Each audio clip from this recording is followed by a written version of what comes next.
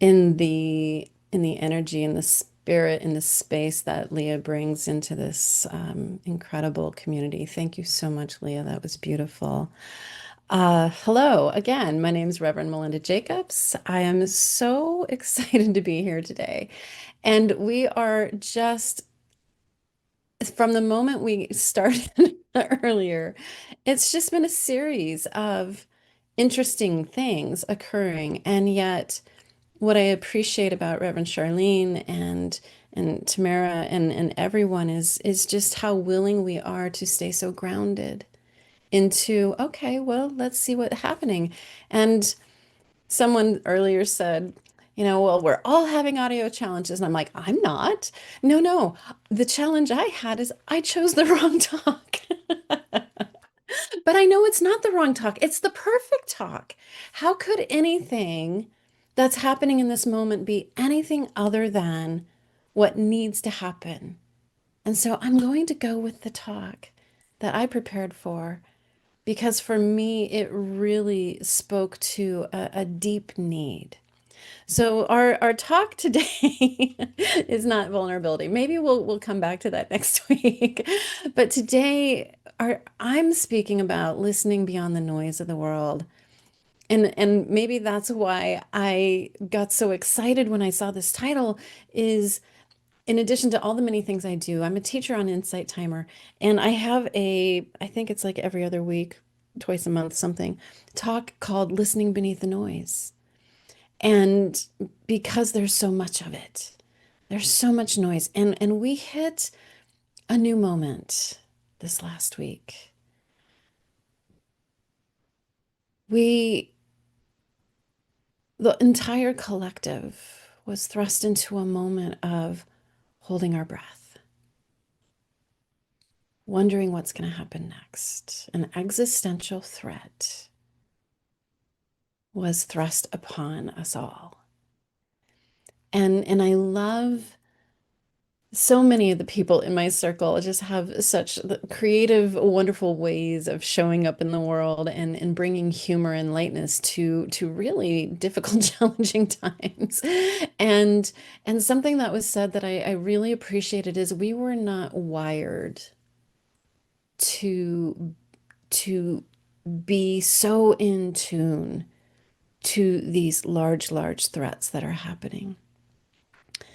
And it brought me to this idea that I had taught years ago about being highly sensitive and how we became more synced up and how wonderful the internet. I mean, it's a wonderful tool. It's a wonderful tool. But I want to take you back to a little bit of history of how we used to communicate.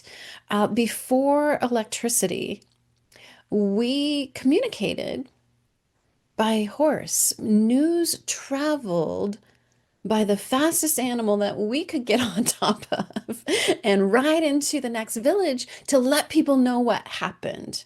So there was a very slow wave of information. And so the information was very slow, the way it would expand out into the world. We would travel by ships to find out what was happening in other continents. It could take weeks for news and information to travel. We lived in a slower world. And then we created radio and the news happened faster. And then Vietnam was the first war that was being broadcast and televised. And so the news came even faster. And now it's almost instantaneous. Never before the internet were we emotionally synced up to everyone on the planet. And I really want you to hear that because our nervous systems weren't designed for that. It's like a lightning bolt hitting a transformer box, and the transformer box explodes into sparks because the transformer box wasn't designed to hold that much energy. Does that make sense?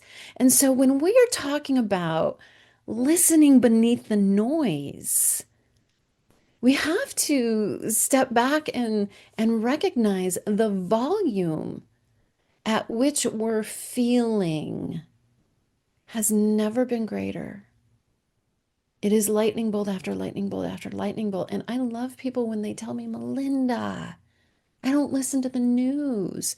And I keep saying, beloved, you are hardwired to feel the herd. We're supposed to feel each other. And yes, that's always been, but our sensitivities have gotten heightened. And we are immersing ourselves in this beautiful truth that we're all one. We're all part of the whole. And when we step into that deeper knowing and that deeper understanding, our bodies start to awaken. Our intuition wakes up. And so, this idea of listening beyond the noise of the world, we have to step back and appreciate and really stand in the wonder of this amazing vessel in which we get to occupy. I think it makes me giggle when people call it a meat suit because it's so much more than that. It's a bag of chemicals. It's a bag of electricity firing all over the place. It is miles and miles of a tube and intestines and vessels that move and circulate within it. It is this incredible receiver of information. And the information that's out there right now, oh, Nelly, woo-hoo, yikes. So I want to read to you our reading today comes from Mark Nepo. And if you have not read Mark Nepo, I mean, he is poetry embodied. And so I'll read this slow because sometimes poetry doesn't land in my brain. So this is from his writing, The Endless Practice, Become Who You Were Born to Be. Mark Nepo says, under all the harsh noise of the world coming in on us, this is how the things that last move. A small wave from the deep moves us, and the more we're moved, the more we bend and bow to reach for each other. Our very life is the ground of practice by which we struggle to unlock the gate and let life in. I want to read that again because that one's just, I've read this one multiple times as I've prepared today for today's conversation. And every time I read it, it sinks a little deeper. Our very life is the ground of practice by which we struggle to unlock the gate and let life in. It's the murmur of life that fills us with another chance. Little by little, it's the courage to assume our full stature one more time that enables us to do the heart work that allows us to come alive. It's the turn from hiding to giving that releases heaven on earth. I'm just going to rephrase that. It's when we choose and become willing to turn from hiding to this beautiful sacred practice of giving that releases heaven on earth. Ernest Holmes in Science of Mind says, we are surrounded by all sorts of vibrations, and if we wish to catch any of them distinctly, we must tune in. We must tune in. But here's the thing, beloved, you're already tuned in. You're tuned into something. And my question to you today is, well, what? What are you tuned into? Because I don't know about you, but Tuesday night I was tuned into the noise. I was I was on it. I'm like, ooh, what's gonna happen? I remember being a kid and being afraid of atomic war, of the bombs, of the nukes going. And I remember I would stay awake all night because I don't know what it is about my nervous system, but I'm just naturally wired to feel the world. And I think we all are. I just think it's a little more evident in me. And I don't have the ability to distract myself from that noise quite as much. And so I was just already as a child feeling that existential threat. Like if one of those goes off, it's just going to set off a domino effect. And I realized this last week that I hadn't had that fear in a number of decades. Like we kind of all seemed to collectively agree that would not be a good choice.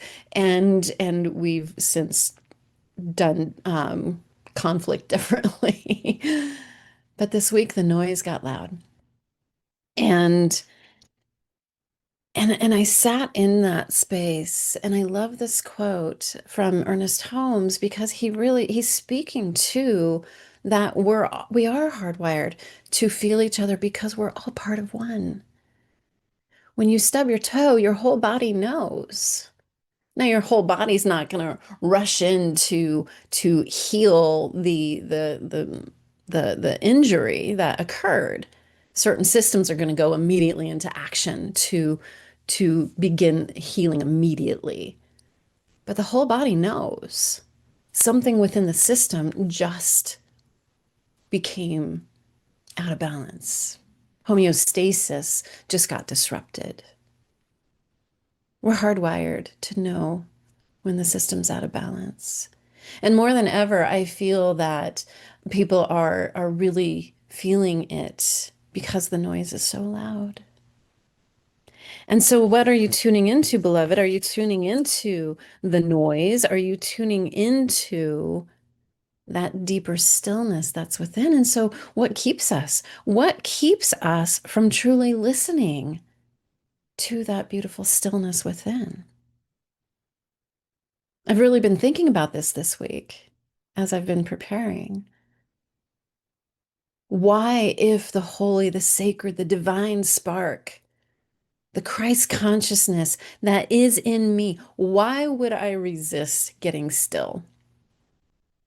And I'm just going to ask you that question because I don't know fully the answer. I have some ideas and I'll share those with you.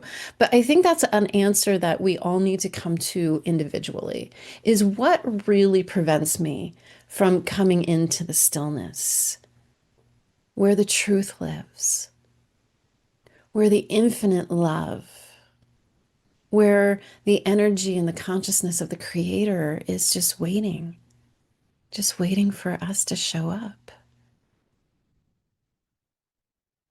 For me, what has prevented me from doing it is I've habituated my body, my nervous system to stay engaged, to stay on high alert. I learned that from childhood. It's like you got to stay on it because you got to know what's about to walk in the room. So it was a form of protection to stay hyper vigilant to what's happening around me. I think a lot of our nervous systems are habituated. It's a habit. Good news, we can break habits. Good news, we can learn new habits.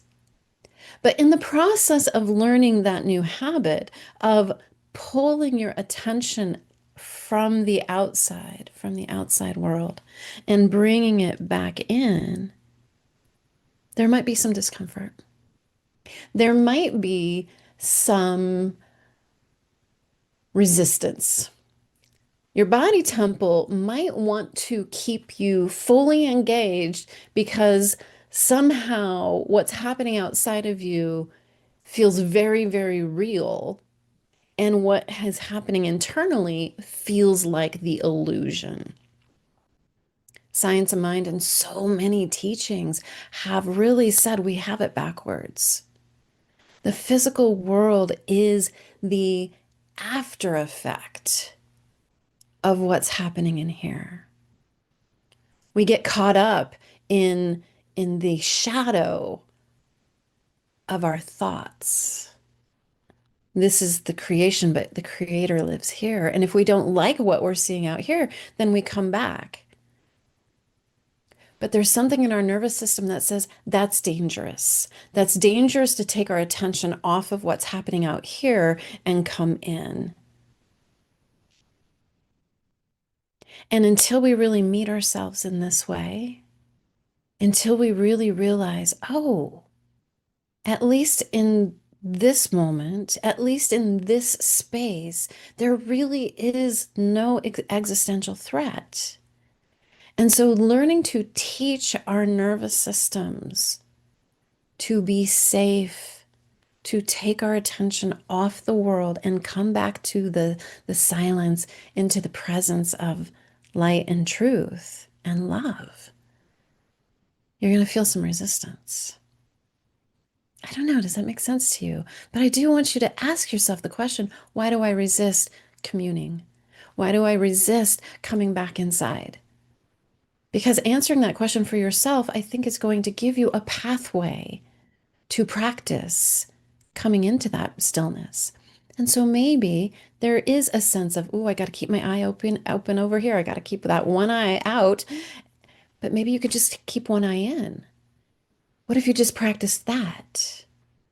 I did this beautiful training a couple of weeks ago in Sedona on authentic relating, and they have this practice for deep connection is one eye in, one eye out.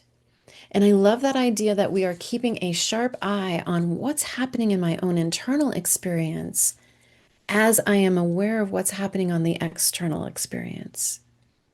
Now, for this practice, it's really about conversation and connection, and it's a little more closed. I'm not keeping one eye on the world and one eye on me, but I mean, you could do that if that's where you're at. But maybe that's a baby step to not fully take your attention from the external world, but to just start taking one eye in and just start to notice what's happening in here.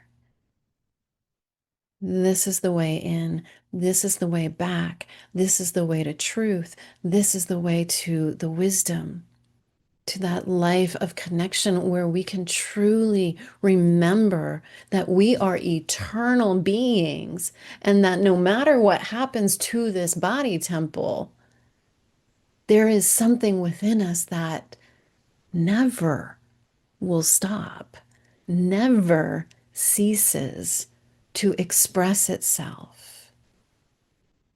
And so we become very attached to, I am this body temple. I am this. And the truth is no. You are the light, the spark, the truth, the extension of the holy and sacred that animates this. There is something beyond this existence, and to help ourselves calm down enough to bring our attention inward. And that's the challenge. And that's why we sit in stillness. That's why we practice meditation, is to break ourselves of the habit of constantly needing to go out, and recognizing when we go in, there is a world of wonder. There is a world of wisdom. There is a world of connection that we seemingly thought was outside of us, but it's not. When we go in, the silence becomes our teacher. There's been so many times when I didn't know what to do, and so I just got still and I'm like, all right, show me. Years ago, I abandoned that I knew anything, and that was a big leap. That was a huge leap for me. I'm like, I don't know anything. And anything I've ever read was written by humans, which they don't know anything either, because this is what we know. And this is the totality of the universe. And there's this great creative mind that I am sitting in the presence of. What if I listen to that? What if I just abandoned my ego for a moment and just said, I don't know anything. I mean, it's a crushing moment for the ego. I have to tell you, it's ego death's a real thing. And the ego's like, but when we move beyond that and recognize that there is a whole infinite creative mind waiting for us to sit with it, to listen to it, to get our next inspired thought or creative idea, amazing, miraculous things happen. And so, what if you chose to allow that to be the teacher? Charlene, I've completely lost track, so I'm just going to rely on you to like give me a little ping. Thank you.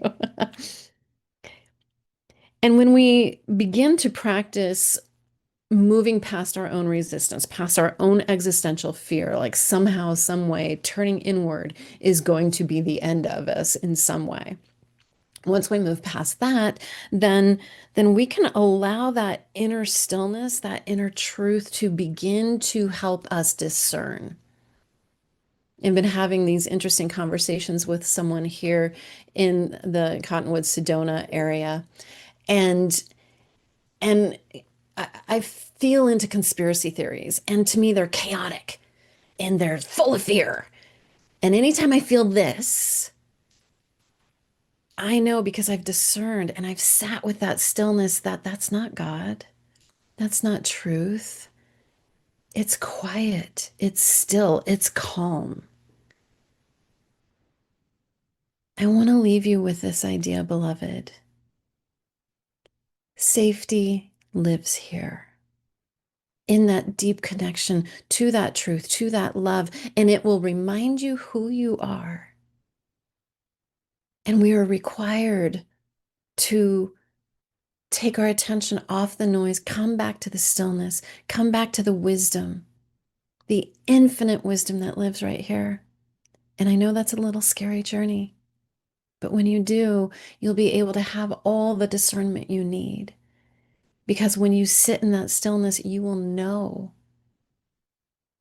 the presence. You will feel it, and you will know when something outside of you is in that resonation, in that frequency, in that vibration.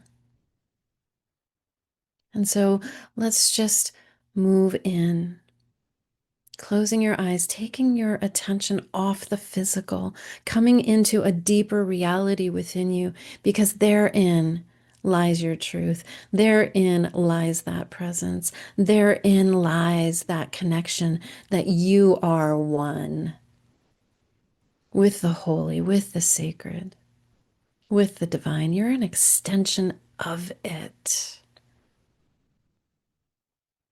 And in this moment, I recognize that divine presence is right here, right now.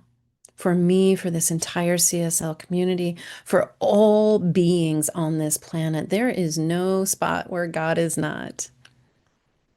It is vibrant, it is alive, it is quiet, it is calm, it is still, and it is full of truth and love and all the wonder and wisdom that we could learn in the cosmos is right here, waiting for us to just get still enough and to say, I know nothing, teach me. And so, in this moment, through the power of my word, what I know to be true is that we are one, we are whole. That this divine presence permeates in, through, and around all things, in all places, in all situations. And by the power of my word, I claim peace in this moment. I claim that the stillness that lives within each and every one of us can, and within itself, expand and radiate. I know in the midst of conflict is love, right there in the midst of it. I know in the midst of illness is the blueprint, the frequency, the vibration of health. And we choose to tune into it right here, right now, and bring it forth in our own bodies, in our own hearts, in our own minds. Because I know when we do this, the world outside of us changes. I know and affirm that we are that powerful extension of the one mind, the one heart, the one love, the one creator. And for this knowing, I am so grateful for this community. I am so grateful for the abundance showering in for this community and all beings. I am so grateful for the peace and equanimity and harmony that is radiant throughout each and every one of us, and for its spreading like wildfire. I am so grateful. And so I release this prayer into that infinite yes of the universe, knowing it's received, knowing that the physical world is already moving, vibrating, and shaping itself to form itself into these words, for they are the seeds of creation. I know this to be true. I allow it to be. I release it, knowing it's done. And so it is.